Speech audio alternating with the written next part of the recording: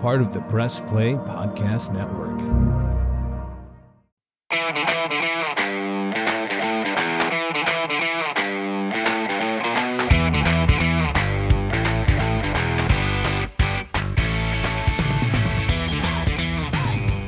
And welcome to another edition of the Reghi Roda podcast, powered by Cleveland Party Rentals and Newark Auto Body. And happy to be here on the Press Play Podcast Network. And as always, before we get things started, we got to give a shout out to our fantabulous producer, Ty Cordts, who makes sure all of you, and I mean all of you, and we appreciate all of you out there in the podcatosphere, you get this courtesy of Ty Cordts. And Michael Reghi, here we are, Cavaliers still playing. Down 2-1 in the Eastern Conference semifinals to the Boston Celtics after losing Game 3 at Rocket Mortgage Fieldhouse, 106-93. Cavs went into Boston and split, but they come home with home court advantage. Now they're without home court advantage. Your thoughts on what you've seen through 3 games so far, Reg? First thought, Kenny, before we get rolling, a wonderful, happy Mom's Day to all of the phenomenal moms out there. None of us, male, female, none of us would be anywhere close to who we are, what we are, without that guiding force in our lives, right, Kenny? You and I have lost our moms, and it's, I know you think about her every day, and not just on Mother's Day, but so a big salute to all you moms. Keep doing all the amazing things you do for your children and your families.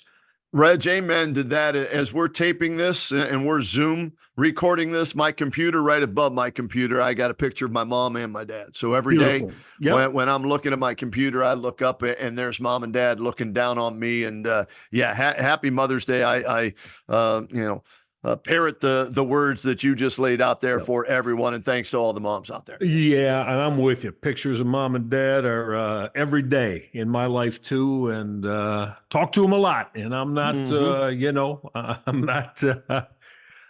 I'm not afraid to admit that. Talk to them a lot, Kenny. Reg, I loved you telling the stories about your mom when we were on doing the afternoon RnR, right? And how your mom wasn't real happy with a couple of things that you would say. Before we get into the Cavs, we'll get into the Cavs, but your mom scolding you for some of the things you would say on the radio. Always. If I, dropped maybe in her mind a few too many 4-letter words, Kenny, she let me have it for that. And I would just, okay, Mom, I'll try to do better. But we miss them, we love them. And for those of you that, are blessed to still have your mother, cherish everything she does for you, because it's no greater love, right, Kenny? No greater love than a mother's love for her children. Amen. Amen to that, Reg. All right.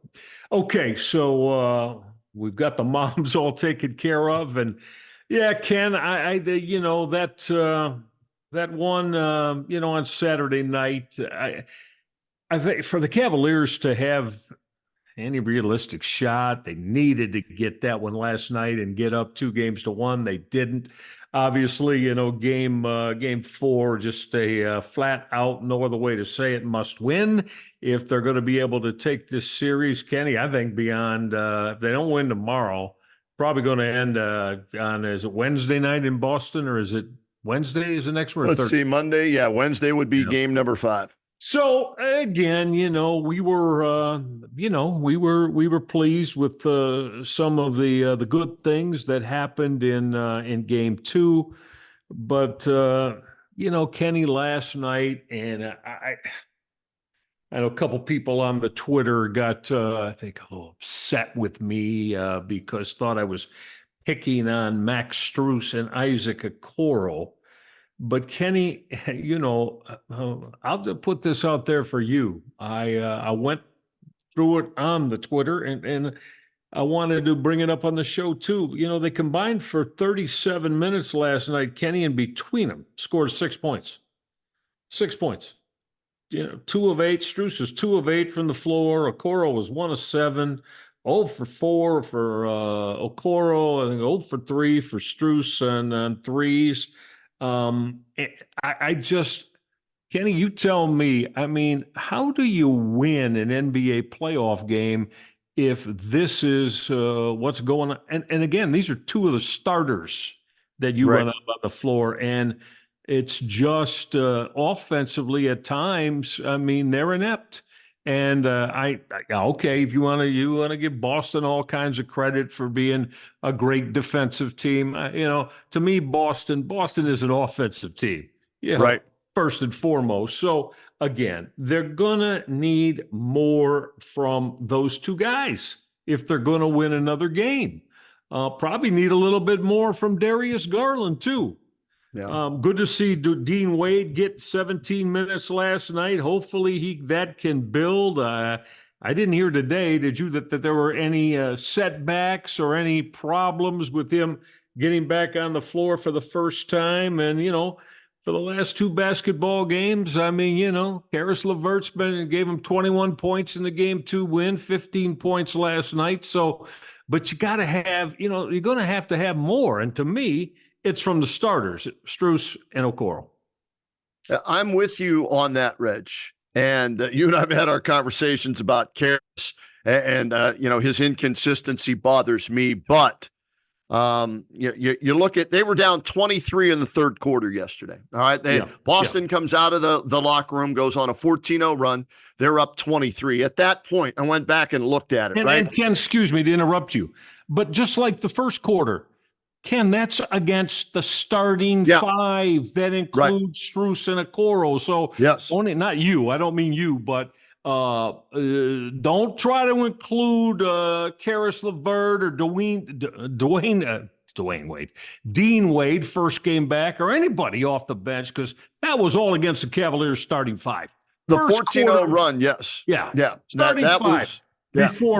Before Bickerstaff got them out and got LeVert and Wade on the floor. Now, LeVert did play 12 minutes in the first half and didn't make a basket. Mm-hmm. He was 0 for 4, 0 points. Right. And so up to that point, down 23, Strus, LeVert, Okoro were combined 2 for 17 shooting for 5 points. Okay. And that can't happen against the Celtics. So, and we've talked about this. I'm not a huge LeVert guy, but Strus, LeVert, Strus, LeVert, or Okoro at this point, Michael, I'm starting LeVert or Dean Wade. You have to. At that 3 in game number 4 if Jared Allen isn't available. Okoro is a bench player for sure. He was drafted way too high. We've been through this conversation many times. Why is he so wide open to shoot threes? They leave him wide open because they know he can't make them consistently. So move him to where he belongs coming off the bench. Max Strus, I said it when they made the move, overpaid, inconsistent, and he was 1 for 6 up until that point, like you said, as one of the starters for 3 points. He's probably going to stay in the starting lineup at least for this year. Beyond this year, we'll have to wait and see. So if Jared Allen cannot go in game 4, then I'm giving the starting spot to either 6'8" Dwayne Wade or 6'6" Karis LeVert and taking my chances with one of those two guys in the starting rotation to see if I can get Karis LeVert off quicker because, as I said, didn't have a point at halftime, scored 15 in the second half, some of them during garbage time, but still had double digits, right? So let's see if you start him, if maybe that jump starts him and gets him going quicker and helps the Cavaliers, and that way you can bring LeVert off the bench, Okoro off the bench where he belongs. Yep, exactly. And very well said. And at this point, you almost have to. And if it's me, as long as, if Dean Wade feels like he can play, and I played 17 minutes the other night, but I don't know if they can get him 24, 25 minutes, start him too. Okay. Start him too. All right. Because now, Kenny, tell me right now, I mean, to me, when everybody's healthy, and Dean Wade's just getting back. I get that. But to me, the best offensive fivesome for the Cavaliers that you can, and that's what we're talking about right now. Okay. And again, I'm not worried about who's a little small, who's a little, but Right. the two backcourt guys, Mitchell and Garland, Jared Allen, Evan Mobley, and Karis LeVert. That's who I'm starting. When you need offense, Kenny, I believe that's the five guys you got to start. Eh, And Go ahead. what? Desperate times, right? Yeah, absolutely. They need Absolutely. offense. These are your, well, look, the numbers say those are your five best, right? I mean, so, and I believe that's what you got to do at this point. And then maybe if you somehow can get a lead, then maybe you start mixing and matching a little bit, sure. But to me, that's the offensive fivesome. That's going to get your best opportunity to, there's no guarantees, Ken, but hopefully get them off to a good start, get a lead, and see where that takes you. Yeah, I'm with you at this point. You've got to try something. I had somebody tweet at me, the disappointment of the three people that they signed this past offseason. Max Strus shooting 30% in the playoffs, 17 of 56, Michael, right? And that's what now, 10 games in and he's getting a lot of minutes, right? Max Big Strus, time minutes. 17 of 56. I wouldn't play him that many minutes. Neither would I. George Niang is seated where he should be seated at the end of the bench, as he's 2 of 18 for 11% from beyond the arc in these playoffs. And LeVert, 5 of 25, 20% from three-point range. But at least he can create something going to the basket, whereas Niang and, Strus cannot. Right. If Strus isn't left wide open with nobody, in his area code or zip code, he ain't making the 3-point shot. And why do you think Spoelstra and old man Riley decided, let's trade him? We know what we have, what we don't want to keep. Let's get rid of him. And the Cavaliers gave him $16 million a year. So that's not looking like a good signing. Niang has been a major disappointment in these postseason games, where you thought you could at least go to the G-Wagon or the dump truck. I don't know what his nickname is, because he's taking a dump when he steps on the floor, and he ain't doing a doodly squat, as AC would like to say. So they've got to try something different against this Boston team that runs out two of the best wing players in the NBA offensively. And that exacerbates the problem, doesn't it? Right. Yeah, it does. Because, Jason Tatum and Jaylen Brown, I mean, my goodness. Jaylen Brown last night, Kenny, I think he's a little bit, I think he's shade, maybe not in Boston, but I think when, Celtics come up, it's Jason Tatum first. Man, I tell you what, Jaylen Brown, last night, Kenny, 13 to 17 from the floor. Yeah. 28 points, 9 boards, 3 assists. Any Cavalier they put on him, just, he abused all of them. And Tatum took a lot of shots last night to get his 33 points. But, I mean, look at those two guys last night, Ken, combining for 61. Yep. Now, you can give them the ball and clear out and, and they're going to get the job done. And that's the thing with the Cavaliers. They do. I hope they address it because, they need more offense. They just do. And you can say, okay, but it wasn't as big of a problem when Jared Allen's on the floor. Well, of course. Okay, I'll give you that because of what Allen does in the paint. But I think this team needs a little more shooting because Kenny, we know Darius Garland. I think you'd agree. Up and down. I mean, there are nights offensively he's very good, and there are other nights when the shot's not going, and you compound that with the nights when you get the bad handle and the turnover situation, and now you got real issues.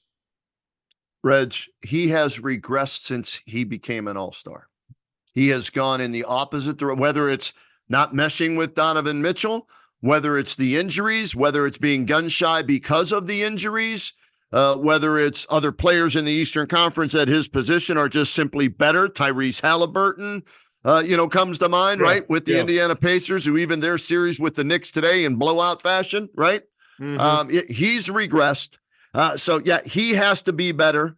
And the other thing too, Michael, as I look, Donovan Mitchell has proven to be a superstar in this league, right?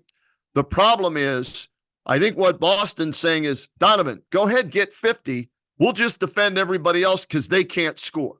Yeah. They can't consistently put the ball in the hoop, whether it's driving to the basket or shooting from 3-point range. The only guy that's doing any damage, and he twisted his ankle again yesterday, and so we'll have to see how that affects him in game number 4, is Evan Mobley, who finished with 17 and 8. And then I saw Chris Fedor post before we started taping this RnR podcast tonight that Donovan Mitchell now is listed on the injury report as questionable with a calf injury tomorrow night. So if he can't go, Reghi, then for all of you out there who like to wager, since it's legal now at Bushwood and the Buckeye State, if Mitchell can't play, bet the farm on the Boston Celtics tomorrow on the money line, winning game number 4 if Mitchell can't go, because then I don't know if anybody gets into double digits if Donovan Mitchell can't play, because he had 33 and kept them in the game for a while. And when they made that comeback, he was a part of it as well. But I think he just ran out of gas, or he got hurt, and that affected his play down the stretch as well. No, don't even want to think about that. The Cavaliers going into a playoff game down 2-1 in a series against the best team in the NBA and without Donovan Mitchell. So let's hope he finds a way, that he's able to go tomorrow night and at least somewhere near what his normal playing capacity is, right? His normal full strength, especially offensively, because he's got the ball a hell of a lot, and he exerts a lot of energy on the offensive end of the floor. So we'll see what that brings. Kenny, of course, I'd just like to see the Cavaliers, and again, they're going to need to win tomorrow night, as we said, to do it, but I'd like to see them get it to 6 games, sixth game anyway, win or lose tomorrow night. I still, though, would certainly expect Boston to take care of their business at the TD Garden in Game 5, but that's why this one is so important tomorrow night. If the Cavaliers can show, that they're not going to just go away quietly, and hopefully, once again, I thought the crowd was terrific last night, don't you think? I was there, Reg. Yeah, absolutely. Okay. They were in it from start till about the 10-minute mark of the third quarter, when it was obvious that the Celtics came out with more physicality. And there were 2 stretches, Reg. Let me pull it up on my phone. I marked it yesterday when I was at the arena, right? And there were 2 stretches, one in the first half, one in the second half, that really stood out to me. And I marked this down. Cavaliers missed 2 layups, and the Celtics make 2 layups to take a 51-42 lead with 3 minutes to go in the second quarter. Could have been 47-46. So instead of down 1, Reg, right? Yep. They are down 9, and that was with 3 minutes to go in the second quarter. And then I wrote down Cavs down 9 at half. Celtics go on 14-0 run to start the third quarter.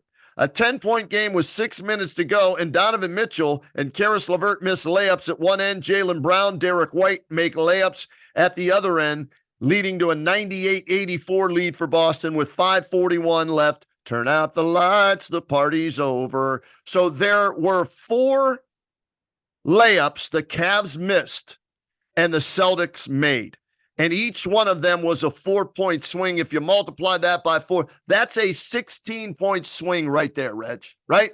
So there were shots that were there to be made by the Cavaliers at the rim. They failed, and Boston did not fail like they did in Game 2. And those were the 2 areas of the game that really stood out to me like, damn.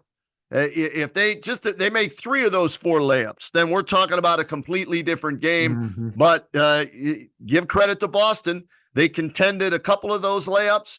They made theirs in traffic at the other end, and they go up 2-1.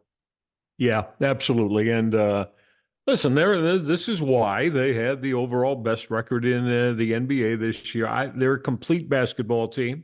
Yeah. They play both ends of the floor. And that starts especially with I think Jaylen Brown's a damn good defender. And for a guy that, you think of Jaylen, he's offensively proficient, but he defends well. He defends hard too. Tatum is a decent defender also. And Kenny, you know how that is. I mean, when you've got your best, your main guys that are willing to put in the work and do the grind at the defensive end of the floor, that is what can make a team special. Yep. Yep. And the Cavaliers, I mean, nothing is easy. Yes, they've got to the hoop and got around the rim, but Boston is going to contend and challenge shots. And 88-year-old Al Horford, he's doing the same thing in there. He's at least, again, I know the Boston folks were a little bit upset with him, thinking that he didn't play particularly well, but I mean, he will again challenge shots, and he's 6'11". Yeah, I will say this though: when Donovan Mitchell saw that they switched him on him, I think Mitchell was 4 of 4 from 3-point range. Horford had no chance, and that was one of the times where Mitch thought he had the advantage because of the older, slower Horford. But to your point with Tatum, when Tatum was on Mitchell, his length and athleticism made it tough on him, and that's why I think they were. Mitch was trying to get the switch to get Horford on him because he knew he could win that battle, right? Yeah. And so to your point, Tatum may be a little bit underrated defense. And remember, yes, Cavs are doing this without Jared Allen, but Boston's doing it without Kristaps Porzingis too. That's right. Yeah. And I was so just going to mention that evens things out. What do you think about Allen tomorrow night? Since you were down there, Kenny, I don't know if you real quick. I don't know if you taped the game and then watched it. I have they not. They must have taken. I don't know. I swear they showed him 20 different times sitting on the bench last night, and had kind of a dour look on his face. Throughout the whole game, not much of an expression. I'm sure it's bothering him that he can't be out there. But Ken, this is 6 consecutive playoff games, and what kind of rib injury? What the hell are we talking about here? Yeah, I don't have any inside information, direct inside information, right?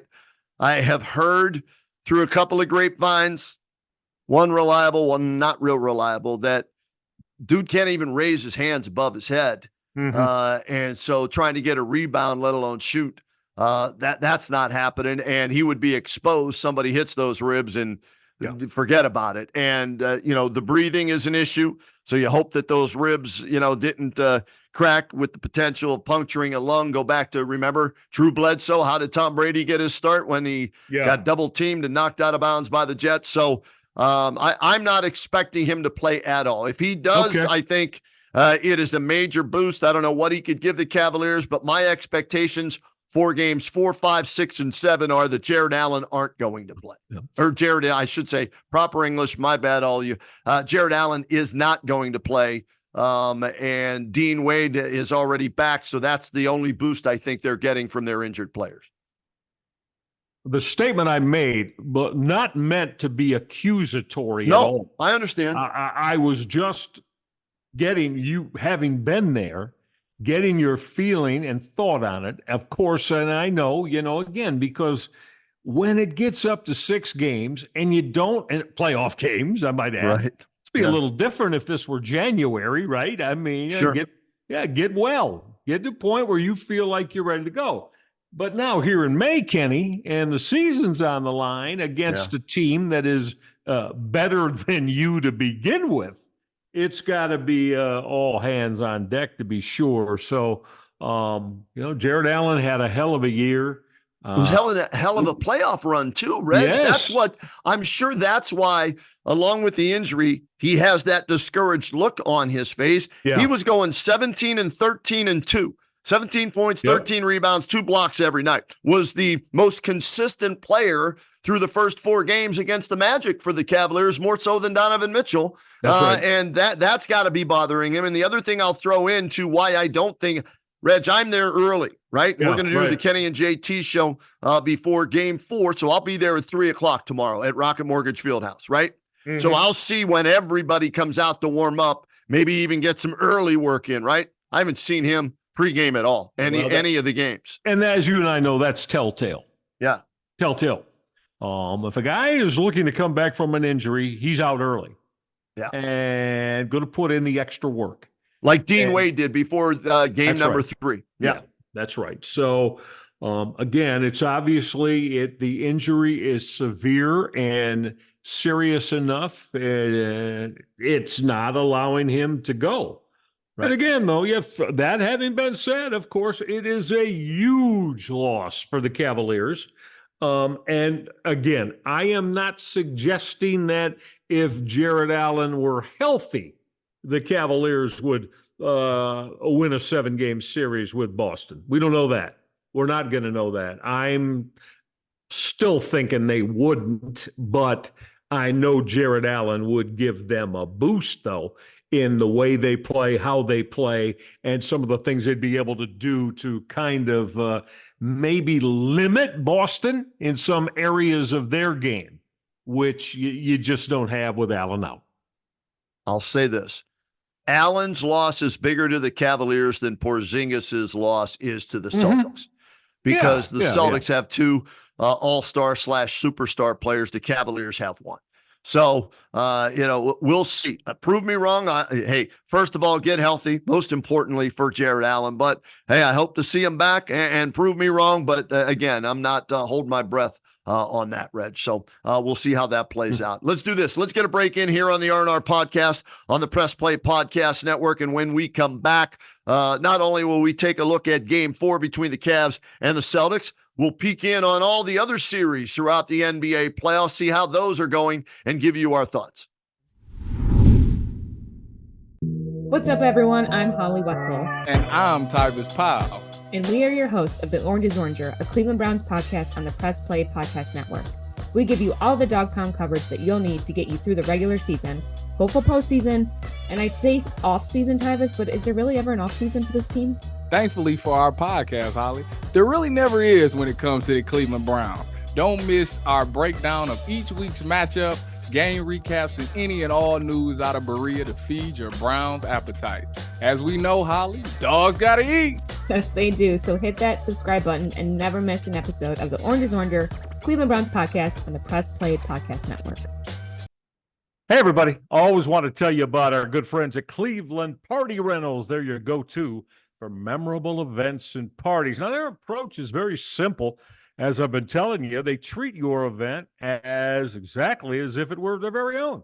So they're going to help you alleviate all the stress of the event coordination that you so often get. This way, you see, you can savor the moments that matter. They're dedicated to offering you pricing that's clear and completely free from hidden fees, and that's coupled with one of the most robust cancellation policies in the industry in case maybe you get a change in plans, right? That happens once in a while. They have a tailgate package I want to tell you about. You can lock in your games for the season or even put your Super Bowl party together in the summer so you're ready to go in February. Here's what you get. High-quality outdoor screen and projector with immersive sound, double bowl frozen drink machine, a popcorn machine, 2-tap beer jockey box. You get a front row seat. Everybody gets that. It allows you to unleash the ultimate entertainment experience. That game day bundle I just told you about, I know you heard me. It's a complete package that transforms your backyard into a cinematic and gaming paradise. Here's the best part. Ready for this now? Get ready to write this down. Listeners, all of our Reghi and Roda podcast listeners, use code CLEPartiesRock. I'll spell that for you. CLEPARTIESROCK for 10% off your booking. Do it now at Cleveland Party Rentals. Hey everybody, it's Sam Amico from Cavs on the Break NBA podcast. Be sure to give us a listen for all your Cleveland Cavaliers recaps, analysis, breakdowns, draft talk, free agency. The list goes on and on. Give us a listen, Cavs on the Break NBA podcast. Looking for new insights on the Cleveland sports scene with a unique side of Cleveland sports history? Then you found the perfect podcast. I'm John Sable. And I'm Scott Sable, and we're hosts of the Sable Brothers on the Baseline podcast, a podcast about Cleveland sports, but not your typical podcast about the land's sports teams. Join us as we embark on a journey of sharing a unique and historical side of Cleveland sports history with the help of some former Cleveland sports stars and other historical figures. All right here on the Sable Brothers on the Baseline podcast, part of the Press Play Podcast Network. Hey, gang, the Roadman, Kenny Roda here from the RnR podcast. If you've been in an accident, first of all, I hope you're okay. Secondly, if you are and your car's not, then guess what? You need to look no further than Newark Auto Body and Zanesville Auto Body. Why? They're safe, they're reliable, their collision repairs are what they do best. It's their business. They are located in Newark and in Zanesville, and they are a local family-run and veteran-owned business serving those areas, Newark, Zanesville, and the surrounding areas. And how about this? They work with all the insurance providers to make your experience hassle-free. You're already down in the dumps because your car is dinged up, right? You don't need a hassle from the insurance company. That's the other great thing about them. Plus, you can ask about their special discounts for U.S. military veterans.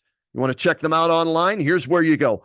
autobodyofnewark.com or autobodyofzanesville.com. And to get your repair started today, instead of checking them out online, pick up the phone, do it the old-fashioned way. Call 740-899-4111 and tell them Reghi and Roda sent you. And welcome back to the Reghi and Roda podcast here on the Press Play Podcast Network, powered by Cleveland Party Rentals and Newark Auto Body. Shout out to both of those sponsors. Thanks for being a part of our podcast. We appreciate that. And Michael Reghi, game number 4 in Cleveland, 7 o'clock Monday night. You can listen to it, by the way, on WHBC. And we'll be broadcasting live from 3 until 6:30, the Kenny and JT show. So if you want to tune in there, I'll try and give you some inside info if I see a Jared Allen out on the floor, or if Donovan Mitchell's not out on the floor warming up like he normally does with that calf injury. So, Michael, what has to happen here in game 4 for the Cavaliers to even this thing up at 2-2 going back to Boston? First and foremost, Donovan Mitchell's going to have to be able to go with about at least 99% of his normal effectiveness, right? And we know what that is because, I mean, look, please, we can all, say hope and pull out the win one for Donovan stuff. Listen, if Mitchell can't go, it's going to be extremely difficult to try to beat the Boston Celtics. Would love to see Jared Allen, if he's capable and if he's healthy enough to do that. Of course, you'd like to see all hands on deck, but as you said, there's no Porzingis for Boston as well. So we'll see, Kenny. I'd like to say I think the Cavaliers will even the series tomorrow, but honestly, I like Boston to win tomorrow and go up 3-1 and then end it in game number 5. Unfortunately, but I see that happening. Yeah, I'm with you. Before the series started, I said 5, maybe 6, right? Yes, if the Celtics have you 2 said of those. 5, I went 6. Yeah. I thought maybe if the Celtics would have 2 brain fart games where they just think they could show up and roll out the basketballs and the Cavaliers get hot. Well, I think the Cavaliers had their one game, right, where they shot efficiently from 3-point range and Boston was ice cold. And I think it was a wake-up call, and sometimes the Celtics, for whatever reason, Michael, right? They're 500 at home over the last 3 years in playoff games, but they go on the road and, they're a 75% or 80% win team on the road. So if Donovan Mitchell can't go, this thing's over. For sure in 5. If he can go tomorrow night, he's going to have to go for 40, and then at least one other Cavalier is going to have to score 20 or more points if they're going to, have a shot, whether that's Evan Mobley, whether Darius Garland doesn't wait till the second half to get started. If they insert Karis LeVert into the starting lineup, hopefully he can get going early instead of, having to warm up and get going. So somebody else besides Donovan is going to have to get you 20 or more in game number 4 for the Cavaliers to have a chance, or this thing ends in 5 in Boston. Well, like they did in game 2 with that win. They got multiple guys going offensively in the Garden, and Cavaliers won convincingly. Again, can that happen again? And of course, the Boston media just got all over the Celtics for, again, kind of taking their foot off the gas pedal, Kenny, at home. And they seem to do that every year. They lose a home game, and the Celtics media gets after them big time for it. But they bounce back and were able to win game 3 on the road. So, it's obviously we've already said it. Cavaliers gotta win this tomorrow night to be able to extend the series. It'll if they do win tomorrow night, it's at least going to go 6. Right. And who knows? Maybe it'll wind up going 7. So let's hope we get the better part of the Cavaliers A game tomorrow night, Ken. Is that going to be enough? We'll play it and see what goes on. But they're going to have to bring that no worse than A- game for them to beat Boston tomorrow night. Game 4, Monday night, 7:00 in Cleveland. Game 5, Wednesday night for sure in Boston. That's a 7:00 tip-off. Game 6, if necessary, back in Cleveland. And Game 7, if necessary, in Boston on Sunday. So this thing goes Monday, Wednesday, Friday, Sunday, one day off in between, which does not help Donovan Mitchell's cause, with the calf injury, Jared Allen's cause with the bruised ribs, or anybody else that's, more dinged up than normal, right? Yep. And again, for me, we expect, and we just discussed Donovan Mitchell's health situation, but, if Donovan's out there, you could count on him, I think, to give you a premium performance. But to me, tomorrow night, Kenny, Darius Garland's got to be strong. And Karis LeVert's got to, like he did, last game 2, 21 points off the bench. Play him in that, and I think JP Bickerstaff too is, especially if he does have it going a little bit, you got to keep him on the floor. He averages 27 minutes a game all year long. I think if he's got it, you got to play him 35 minutes in that vicinity. Take the minutes away from Strus and Okoro. I'm okay with that at this point. And hopefully Dean Wade can up his minutes too. I know he's just coming back. It might be a lot to ask. And I was told, he's not in the very greatest, as you would expect, of basketball shape right now. Right. And they're trying to get him back at playoff time when he's extremely needed. 17 minutes the other night. I would love to see him be able to go 27, 28 minutes tomorrow, Kenny. Because that Boston's got to defend him. Yeah. Boston's got to defend him. And he gives you defense at the other end. He does. The length of his 6'8" frame. That's right. If you notice, the games are different, but they also they've got to defend Karis LeVert too. Yeah. Because they're trying to get and keep him out of the paint and going to the rim. So those they got to defend. They don't have to defend Okoro and Strus. Exactly. Yeah. But I need good Vert, not bad Vert. I need good Vert from the beginning. I don't need 0 for 4 in 12 minutes in the first half and minus 10, giving up it on the defensive end as well. I'll deal with him getting beat at times on defense if he can consistently provide the offense. Okay. So I need good Vert from the get-go, not when the game's in hand and it's the second half. So I'm all for starting him or Dean Wade, or like you said, both of them. Sit Okoro. Yeah. Sit Okoro and Strus and see how Boston reacts to that, right? Throw them a curveball that they're not expecting. Because again, like I said, you may not think, well, what does that mean? If you're Boston, they will have to defend LeVert and Wade. Mm-hmm. Yep. You got to defend them. Yep. And they don't have to defend the other two. If you've been watching, they'll get Kenny. You and I, as completely left unchecked as Isaac Okoro is, and to a little bit lesser degree, but not much of a lesser degree, Yeah. Max Strus. Yep. Hell, I'll take my shot being firing up those threes, won't you? Absolutely. No hands in their face. They're giving them those threes. We double dare you. Double dare you to shoot that, Exactly. Isaac. Go ahead, Max. Go ahead. That's Jack exactly that, right. jack that And triple up. Crack the backboard. Yep. And until either one of them, both of them, show Boston that there can be shots made, and they'll have to hit multiple. It ain't going to be just one. Boston's going to keep this same tacked up defensively. Yep. And so that's the bottom line. And that's why I say I limit both their minutes tomorrow, Kenny. And Okay. I start LeVert and Wade because you need offense tomorrow night. Yeah. Big time. I'm with you.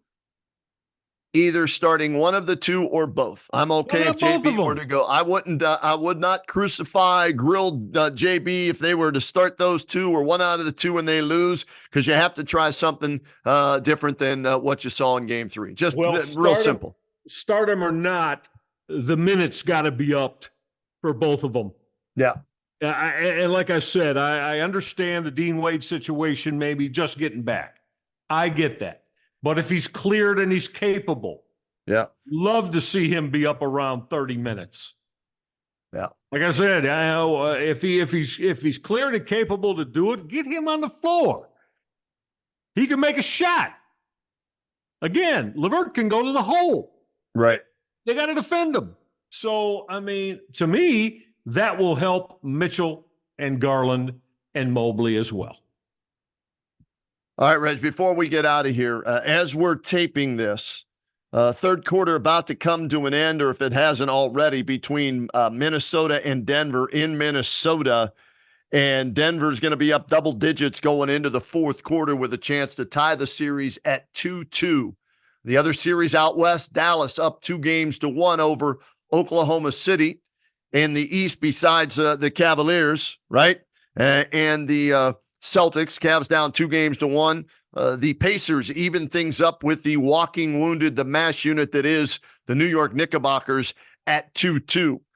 From what you've seen, Reg, so far, just your thoughts on if anything's changed since the last time we talked about who might be moving forward as we look towards the NBA Finals this year. Well, without OG Anunoby, it's not looking real good for the New York Knicks, even though the series is tied at 2. And with him, in the first 2 games at Madison Square Garden, he was terrific, and the Knicks were terrific and won both of them. He gets the late in game 4, he got the hamstring pull. Right. And, or was it game? No, it was game 2.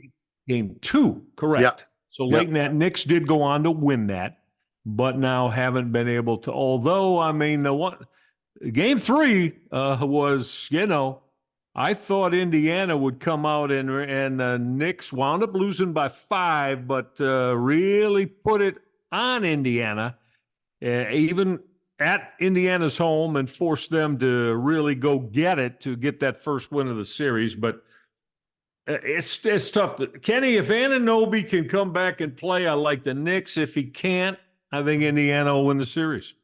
Yeah, Indiana was up 40-some points today as I watched that and then turned it off. They blew them out. Who's the little guy? The point guard coming off the bench. TJ, somebody for the Pacers? TJ McConnell. Yeah, TJ McConnell. That dude, he reminds me of a more skilled offensive Matthew Dellavedova, right? That energy bunny, that guy that's going to be a pest, and he's getting up in the grill of whoever he is guarding, right? Causing havoc and really providing a spark for them. And, Siakam's playing better. Halliburton's playing better. And the guy I wanted the Cavaliers to draft a couple of years ago. And I don't know if you agree with me, going back to that draft, Reg, but, if I'm going to draft somebody, right, I understand you want immediate production maybe out of a lottery pick, right? You expect maybe a guy to step in right away and be an immediate impact. But Obi Toppin's athletic ability and the position that he played, right? I thought that was worth taking a chance on. Now, he's on his second team since being drafted, but he's found his role with this Pacers team, and he would be ideal for the Cavs wing position that is just a travesty right now. For the weakest part of their starting five. So Indiana 121-89 winner today. You're right. If OG can't go, I'm with you. Brunson's banged up with the foot injury. I think Indiana wins, but if OG can't go, then I think it's a toss-up in Game 7 between those two teams. Dallas, Kyrie and Luka with a bad foot or knee or whatever it is, they're up 2-1. We'll see if the experience there overtakes the inexperience of OKC. The other matchup in, the West, if Minnesota comes back and wins tonight, they win the series. If Denver holds on and wins tonight, as we're taping this in Game 4, Denver wins the series. Would tie it up at 2 apiece if Denver gets this win. But no, I agree with you. I think, man, I'll tell you, Minnesota's a very good basketball team, but it surprised me a little bit that they went into Denver and won them both. And now, Kenny, they're in Game 4 here back home. They're in danger. Yeah, how about that? An NBA playoff game like this in a second round could very well have a 2-2 series with all 4 road teams being victorious in this Denver mini series. Yeah. Well, supposedly your guy, Mikey Malone. Mikey Malone. Yeah. After the Game 2 loss, I heard this on national radio today. Mikey went and had somebody pull all the clips of the national media burying the Denver Nuggets. Oh, yeah. And put together a compilation of Screaming A. Smith and whoever else that just said, that's it. The Nuggets are done. Stick a fork in them. Their season is over. They're not the defending champs. And then you get the $100,000 fine with Jamal Murray for throwing the heat pack. And hey, they responded in Game 3. They're up 12 with 11 minutes to go here in Game 4. Yeah. And Reg, I'm pulling for them because as soon as they went down 0-2, I saw them drop from the second favorite in the betting odds to the 5th favorite in the betting odds to win it all. And I decided, you know what? The heart of a champ. I go back to what Rudy Tomjanovich said. Until we are not alive in the playoffs, don't underestimate the heart of a champion. Never underestimate the heart of a champion. So Rudy T. I went back to Rudy T and I said, all right, I'll take those plus 1,600 odds and throw $5 or $10 down on the Nuggets to win it all. So let's see if they can hold on tonight and even this series and get back to home court advantage in the Mile High City where the altitude maybe starts to play a factor on those young timber puppies. Wouldn't surprise me in the least. You lose 2 basketball games, right? They do have the heart of a champion. It wouldn't surprise me at all if they come back and won this series and Kenny got to the NBA Finals once again.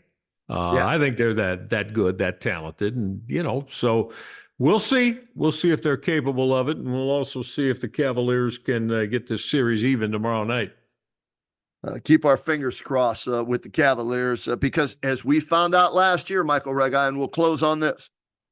If you can get it to a 7th game, anything can happen. And the Miami Heat benefited from that last year when Jason Tatum, turned the ankle, right? Yeah, that's and right. Miami took advantage of it and ended up in the NBA Finals. Now, I know Mobley turned his ankle, but I guess he's all right and he'll be good to go, or he'll at least play, here in Game 4. Mitchell, that's the big question mark. But play as many games as you can because you never know what can happen.